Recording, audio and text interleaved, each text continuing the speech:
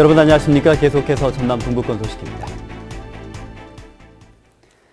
여수에서 열리고 있는 전남체전에는 모두 7천여 명의 선수단이 참가하고 있습니다. 가족 단위 선수팀, 또 노익장을 자랑하는 70대 어르신 등 이색적인 선수들이 눈길을 끌고 있는데요. 문영철 기자가 소개합니다. 시원한 스트라이크에 동료들의 박수가 터져나옵니다. 볼링 경기에 출전한 임미향 씨와 딸 이다정 씨. 응원에 나선 남편 이의종 씨도 같은 팀 소속입니다. 가족 전체가 완도 군의 명예를 걸고 한 경기 한 경기 열전을 펼치고 있습니다. 기술적인 문제나 그런 게 공유할 수도 있고요. 또 서로 이렇게 권유해 줄 수도 있고 최선을 다해서 좋은 결과 가지고 가겠습니다. 젊은 선수 못지않게 코트를 누비는 강봉식 어르신은 최장기 연속 출전 기록을 갖고 있습니다. 중학교 시절 처음 라켓을 잡은 이후 정구 선수로 활약한 지 벌써 50년 가까이 됐습니다. 10몇 회 정도 우승을 하고 그랬죠. 나이 먹어서도 얼마든지 할 수 있다는 것, 그의 장점이라고 볼 수 있죠. 역시 전국 경기에 출전한 최영렬 어르신의 나이는 올해 76. 꾸준한 운동 덕에 건강은 물론 최고령 참가자라는 타이틀까지 얻게 됐습니다. 저를 만나는 사람들이 나이에 비해서 너무 젊어 보인다고 그래요. 그게 아마 전국의 덕택인 것 같고 항상 건강을 유지할 수 있습니다. 반대로 최연소 참가 선수는 장성군의 조현서양. 조정 종목에서 전국체전 전남 대표로 뛰고 있지만 올해는 육상에 새롭게 도전했습니다. 조정이라는 종목이 없어서 아쉽긴 한데요. 육상에 이번 출전했으니까 열심히 해보도록 하겠습니다. 볼링과 사격, 정구에 출전한 국가대표도 모두 4명. 각양각색 선수들의 참여 속에 체전에 대한 관심이 더욱 커지고 있습니다. MBC 뉴스 문형철입니다. 전남체전의 막이 오른 가운데 여수 일원에서 문화예술 행사 참여 프로그램이 다양하게 열리고 있습니다. 여수시는 이번 대회를 관람객 모두가 참여하는 축제로 만들기로 하고 경연대회와 시군 홍보관, 또 특산품 판매장 등 다양한 문화예술 행사와 참여 프로그램을 마련했습니다. 진남경기장 일원에선 분재 전시와 평생교육기관의 경연대회, 또 청소년 댄스 경연대회 등이 한마디기 펼쳐지고 해양공원과 거북선공원, 성산공원 등에서도 공연이 잇따라 펼쳐집니다. 광양시가 인구 늘리기에 총력을 펼치고 있지만 관내 공공기관 직원의 10명 중 5명 이상은 다른 도시에 거주하는 걸로 나타났습니다. 광양시에 따르면 이달 현재 56곳의 공공기관 근무자 2,500여 명 가운데 관 외에 주소를 두고 출퇴근하는 직원은 전체의 50%가 넘었으며 특히 학교 교직원의 경우 잦은 순환 근무로 주소를 옮기기 쉽지 않아 관내 거주 비율이 높은 걸로 나타났습니다. 광양시는 지속적인 정주 여건 개선으로 이들 관내 주소자들을 관내로 이전시키는 유인책 마련에 적극 나설 계획입니다. 세월호 선내 수색이 진행 중인 가운데 내부는 진흙과 구조물들이 가득 차 수색팀의 진입이 더딘 상황입니다. 내부 작업 모습도 공개됐는데요. 계속 이런 상태라면 수색하는 방식을 바꿔야 한다는 목소리도 나오고 있습니다. 김진성 기자입니다. 세월호 뱃머리에서 처음으로 뚫린 출입구 내부입니다. 한 사람이 겨우 들어갈 공간에 집기류와 진흙이 어지럽게 뒤섞여 있습니다. 발을 딛기도 어려운 상황에 구조물들을 잘라내며 바깥으로 드러내는 작업이 반복됩니다. 선내에 설치된 CCTV를 통해 작업 상황을 지켜보고 있는 미수습자 가족들은 초조함을 숨기지 못하고 있습니다.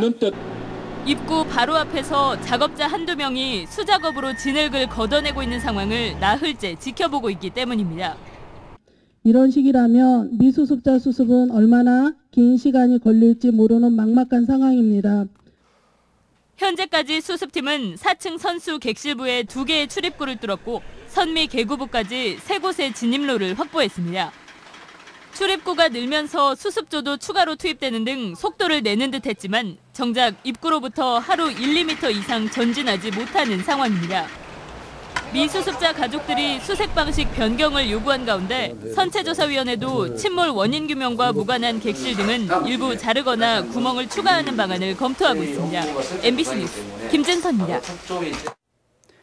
순천시의회가 서로 모순적인 구조를 안고 있는 자치 법규들을 체계적으로 정비하기로 했습니다.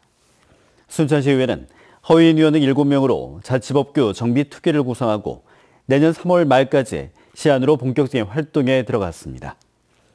허유인 자치법규 특위위원장은 각종 위원회 구성에 시의원이 포함돼 본회의 안건심의 이전에 소속 위원이 사전 심의를 하는 모순적인 자치법규들이 다수 존재해왔다며 특위 활동의 배경을 설명했습니다.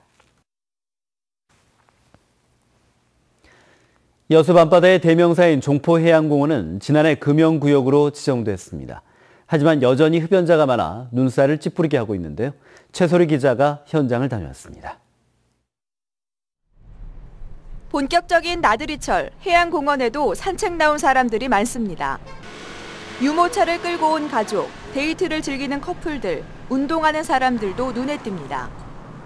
그런데 곳곳에 담배를 피우는 사람들도 심심치 않게 찾아볼 수 있습니다. 안 좋죠, 당연히. 냄새도 나고 아이들하고 손잡고 이렇게 여수에 오면은 담배를 피는 사람을 보고 할머니 나 여기 숨 꼭 참았다가 지금 쉰다? 그렇게 말을 해요. 밤이면 여수 밤바다의 낭만을 찾아 북적이는 낭만 포차 주변에서도 담배를 피우는 사람들을 쉽게 볼 수 있습니다.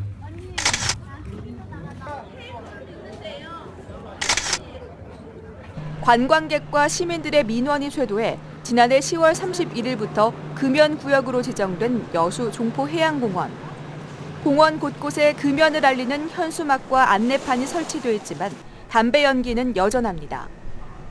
현재는 계도 기간으로 일주일에 한 번씩 금연 지도원이 단속하고 있지만 아직 법적 처벌은 할 수 없습니다. 금연 지도원들이 현재는 계속 계도하고 홍보하고 있는 상황입니다. 어린이들뿐만 아니라 임산부나 영유아 이용이 많은 공원인 만큼 쾌적한 금연 환경이 조성될 수 있도록. 여수시는 홍보와 계도 기간을 거쳐 다음 달부터 흡연 행위가 적발되면 과태료 2만 원을 부과할 계획입니다. MBC 뉴스 최소리입니다. 순천 신대주구 중학교 설립 사업이 교육부의 재정투자 심사를 통과했습니다. 순천시에 따르면 교육부는 지난 14일 순천 삼산중학교 신대주구 이설에 대한 투자 심사를 실시한 결과 투자 적격 판정이 내려졌다며 도교육청이 통보해왔습니다. 전라남도 교육청과 순천시는 오는 2020년 3월까지 신대주구 중학교 설립을 위해 순천시가 학교 부지와 100억 원 상당의 시설비를 도교육청에 나머지 재반 비용을 부담하기로 지난달 업무 협약을 체결했습니다.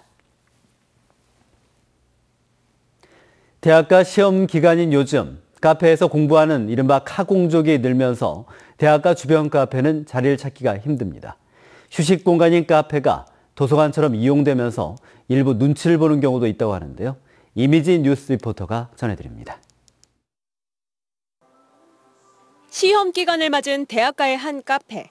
곳곳에 노트북과 책을 펼쳐둔 채 공부하는 학생들이 눈에 띕니다.